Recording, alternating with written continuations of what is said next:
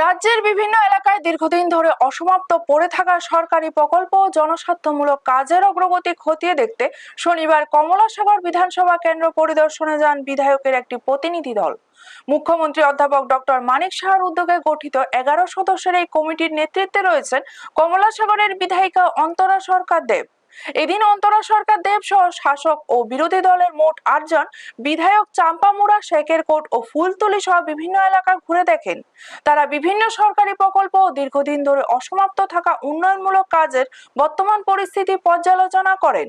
পরিদর্শনকালে প্রতিনিধি দল সংশ্লিষ্ট কর্তৃপক্ষকে দ্রুত বাকি কাজ সম্পন্ন করার নির্দেশ দেন এবং স্থানীয় সমস্যাগুলিও খতিয়ে দেখেন।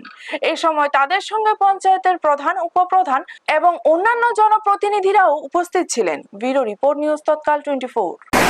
বিধানসভার আমাদের বিভিন্ন কমিটি আছে, ওই কমিটির মধ্যে এস্টিমেট কমিটি আমরা 11 জন মেম্বার এমএলএরা আছি। তো তার মধ্যে আমরা 8 জন একসাথে আজকে আমাদের পরিদর্শনে বের হয়েছি। তো আমাদের কমলাসাগর বিধানসভার অন্তর্গত ডুকলি ব্লকের শেখেরকোট গ্রাম পঞ্চায়েতের যে সিনাই নদীর ব্রিজ আছে, ব্রিজের আগে শেখেরকোট বাজার আজকে দীর্ঘ প্রায় 15-20 বছর ধরে NHIDCL হাফ ডান অর্ধেক করে গিয়েছিলেন, বাকি ড্রেনগুলো করেননি।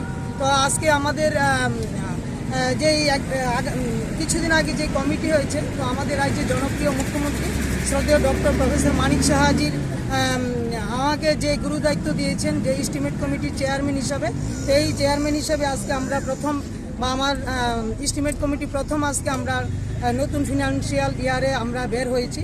তো আজকে আমরা সিনাই নদীর প্রাঙ্গণে পারে আছি, তীরে আছি। তো শেখেরকোট গ্রাম পঞ্চায়েতের যে হাফ ডান NHDCL কভার ড্রেন করেননি, ড্রেন অর্ধেক করেছিলেন। তো ওইটা আমরা নোটিশ পাওয়া মাত্র NHIDCL কাজ শুরু করে দিয়েছেন। তো আজকে আমরা পরিদর্শন করতে এসেছি।